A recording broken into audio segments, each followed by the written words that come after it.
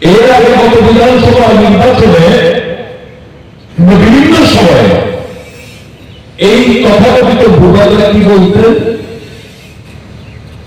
BJP ঠকায়, BJP ঠকবাজের দল হইত না। এখন ঠকবাজরা সারাই জগই বড় ঠক খুঁজে যে আমি তো দুবারে একটা মস্ত বড় ঠক, আমার থেকে মস্ত বড় ঠক আর কে আছে?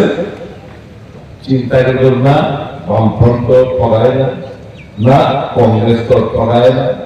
কংগ্রেস তো জাতি, জনজাতি, গরিব, শ্রমিক, কৃষক, মেহনতি মানুষের কথা কয়, এরকম মানুষের ঠগাইতে পারে না।